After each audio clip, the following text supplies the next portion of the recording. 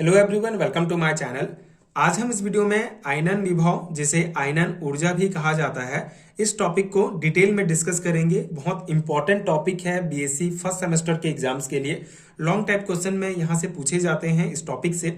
सो इस particular video में आयनन विभव क्या होता है, डिटेल में इसका बेसिक कॉन्सेप्ट समझेंगे।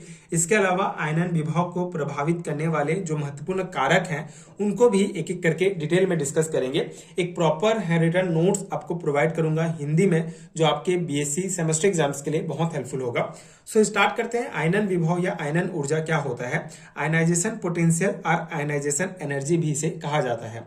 सो किसी तत्व के एकाकी गैसीय परमाणु, आइसोलेटेड गैसियस एटम के बाह्य कोश में से एक इलेक्ट्रॉन को पूर्ण रूप से बाहर निकालने में जितनी ऊर्जा की आवश्यकता पड़ती है उसे उस तत्व का आयनन विभव कहते हैं। ये हो गया बेसिक डेफिनेशन आयनन विभव या आयनन ऊर्जा का।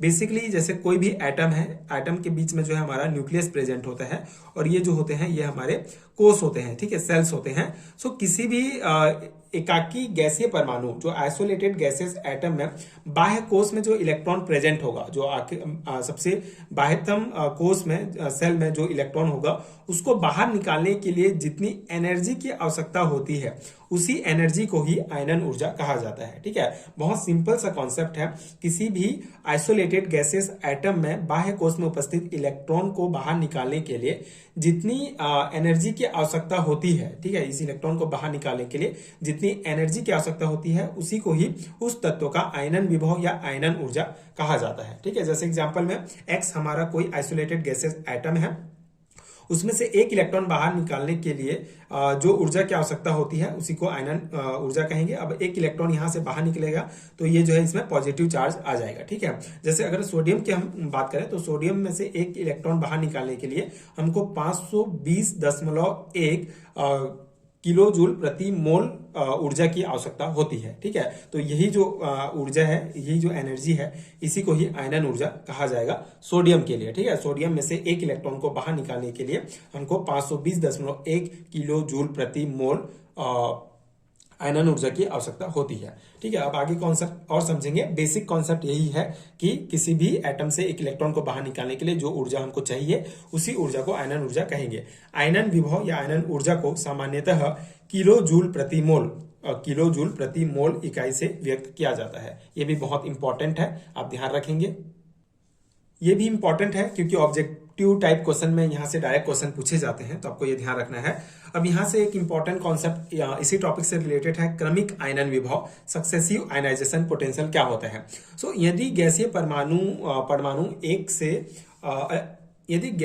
परमाणु एक से अधिक इलेक्ट्रॉन का त्याग करता है तो ये क्रमिक अर्थात एक एक करके ही निकलते हैं, एक साथ नहीं। इस स्थिति में एक एक करके इलेक्ट्रॉन पृथक करने में प्रयुक्त ऊर्जाएं क्रमिक आयनन विभव कहलाती हैं। वास्तव में जब गैसीय परमाणु एक इलेक्ट्रॉन त्याग कर एकल संयोजी धनायन बनाता है तब उससे इलेक्ट्रॉन पृथक करना कठिन है, क्योंकि अब इलेक्ट्रॉन का पृथकीकरण उदासीन परमाणु से न होकर धनावेशित आयन से होता है। अब ये कॉन्सेप्ट क्या है, देखिए, क्रमिक आयनन विभव मतलब एक इलेक्ट्रॉन बाहर निकलेगा, उसके बाद ही जो है सेकेंड इलेक्ट्रॉन बाहर निकलेगा, उसके बाद फिर थर्ड इलेक्ट्रॉन बाहर निकलेगा।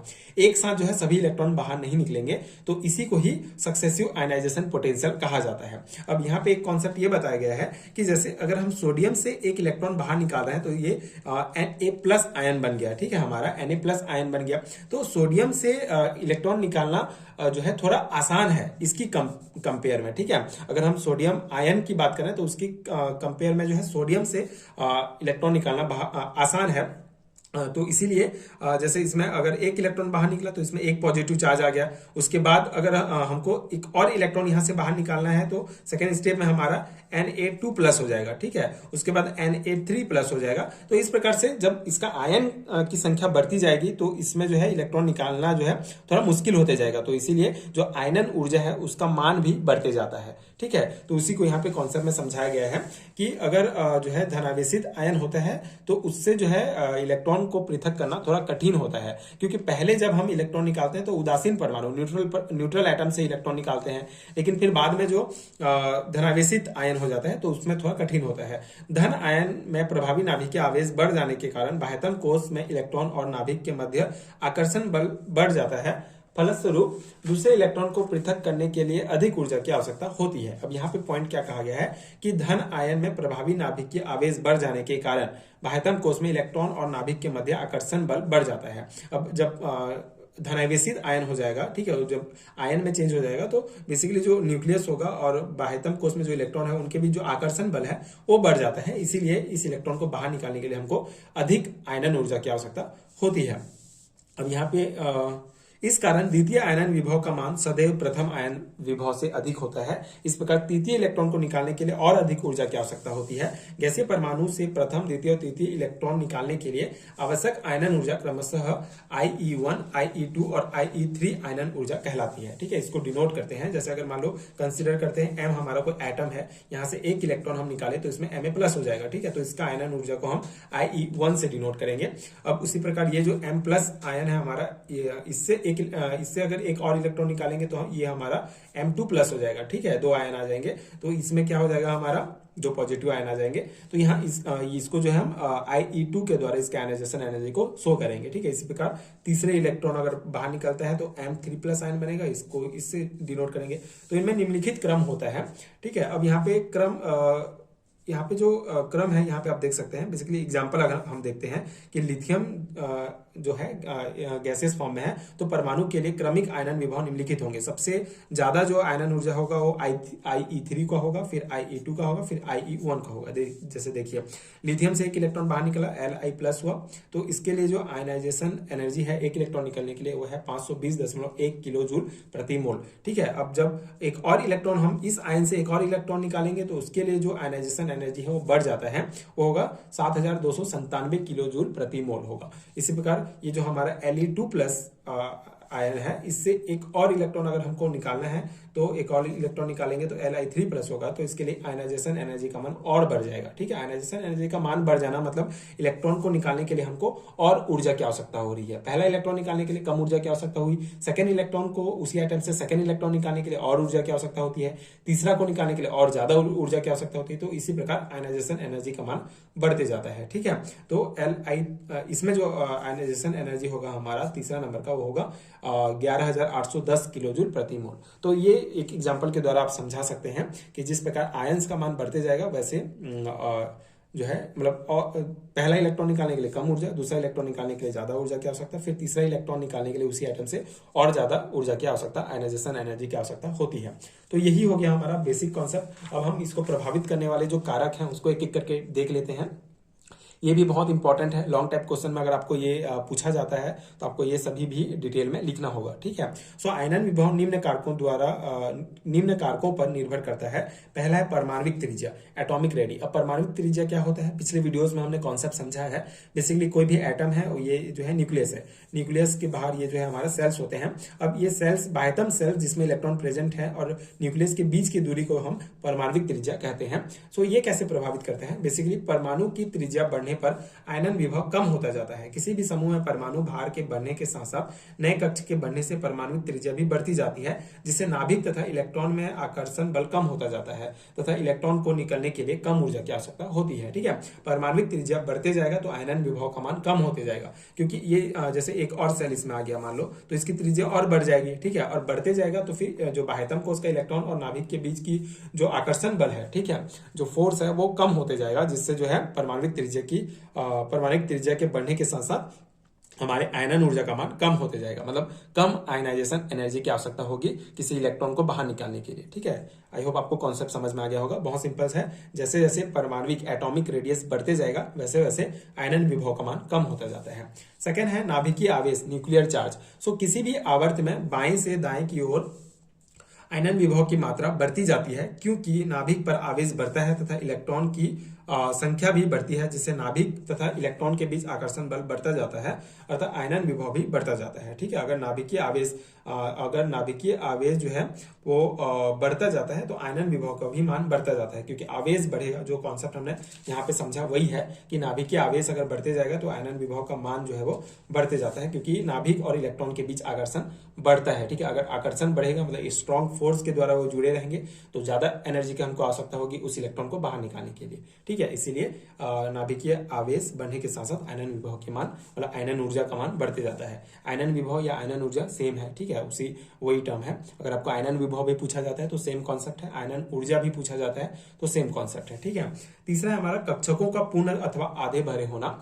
सो वह परमाणु जिनके कक्षक पूर्ण रूप से भरे हों अथवा अपनी क्षमता से इलेक्ट्रॉन की संख्या आधी हो अधिक स्थायी होते हैं। ठीक है, अगर ऐसा कोई भी एटम जिसके जो कक्षक होगा, जो ऑर्बिटल होगा, अगर पूर्ण रूप से भरा है या फिर आधा भरा हुआ है, ठीक है, तो वो जो है ज्यादा स्थायी होता है, अधिक स्थायी होते हैं। अतः इस प्रकार के विन्यास वाले परमाणुओं से इलेक्ट्रॉन निकालने के लिए अधिक ऊर्जा की आवश्यकता होती है। तो इस प्रकार के जो कॉन्फ़िगरेशंस वाले एटम होते हैं उससे इलेक्ट्रॉन निकालने के लिए अधिक ऊर्जा की आवश्यकता होती है, जो पूर्ण रूप से और अर्धपूर्ण भरे होंगे। ये जो हमारे द्वितीय आवर्त और तृतीय आवर्त के एलिमेंट हैं, बेरिलियम, नाइट्रोजन, मैग्नीशियम, फास्फोरस, ये यहाँ पे आप देख सकते हैं, ये अर्धपूर्ण और पूर्ण पूरित ऑर्बिटल है। तो इनसे जो है आयनन विभव, इनका जो आयनन विभव है वो संभावित आयनन विभव से अधिक होते हैं। ठीक है, तो ऐसे कोई भी ऑर्बिटल जो पूर्ण रूप से भरे हों या आधा भरे हों तो उनका जो आयनन विभव है वो थोड़ा ज्यादा होता है। ठीक है, क्योंकि वह ज्यादा स्थायी होते हैं। ठीक है, तो ये तीन हमारे प्रभावित करने वाले कारक हो गए।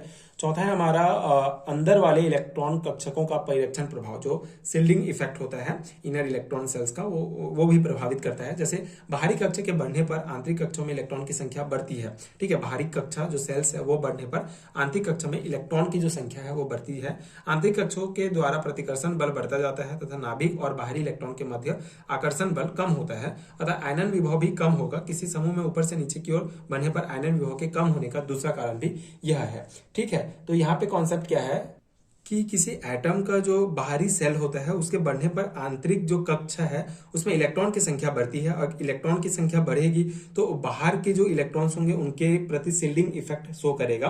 तो बाहर के जो इलेक्ट्रॉन है और नाभिक है उसके बीच में जो आकर्षण बल होगा, ठीक है, वो कम होता जाता है, जिससे आयनन विभव का मान भी कम होगा। ठीक है, आकर्षण बल कम होगा मतलब कम इलेक्ट्रॉन की आवश्यकता होगी इस इलेक्ट्रॉन को निकालने के लिए। इसके कारण उसका जो आयनन विभव है वो भी कम होता जाता है। ठीक है, एंड किसी समूह में ऊपर से नीचे की ओर बढ़ने पर आयनन विभव के कम होने का दूसरा कारण भी यही है। ठीक है, अगर यहाँ ये भी कॉन्सेप्ट है कि अगर हम किसी समूह में ऊपर से नीचे की ओर बढ़ते हैं तो आयनन विभव का मान कम होता जाता है, उसका कारण भी यही है, शिल्डिंग इफेक्ट के कारण। ठीक है, पांचवा हमारा जो प्रभावित करने वाला कारक है वो इलेक्ट्रॉनिक विन्यास का प्रभाव। सो किसी आवर्त में उत्कृष्ट गैस का आयनन विभव सबसे अधिक होता है, अतः helium, neon, argon, krypton, xenon तथा रेडॉन का आयनन विभव इनके आवर्तों में क्रमशः सबसे अधिक है।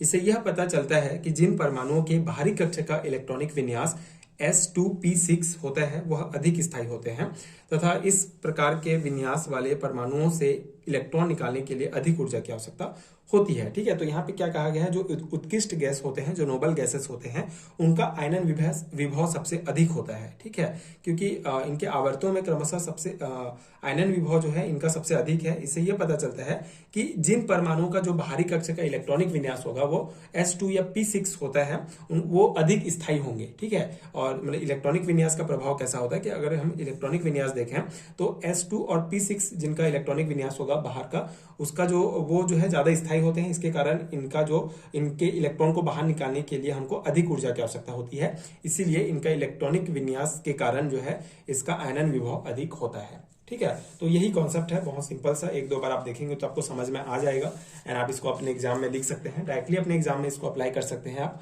अपने थ्योरी एग्जाम्स के लिए। उस अकॉर्डिंग मैंने ये प्रॉपर नोट्स आपको प्रोवाइड किया। आई होप कि आपको समझ में आ गया होगा कॉन्सेप्ट एंड ये नोट्स आपके एग्जाम प्रिपरेशंस के लिए हेल्पफुल रहा होगा। इसके अलावा अगर आपको रिटर्न नोट्स चाहिए PDF फॉर्म में तो नीचे डिस्क्रिप्शन बॉक्स में आपको PDF स्टोर का लिंक मिलेगा, आप चेक कर सकते हैं, वहां से आप रिटर्न नोट्स डाउनलोड कर सकते हैं जो आपके BSc सेमेस्टर एग्जाम्स के लिए बहुत हेल्पफुल होगा। एंड आगे के वीडियोस देखने के लिए चैनल के साथ जुड़े रहिए। Thank you so much for watching.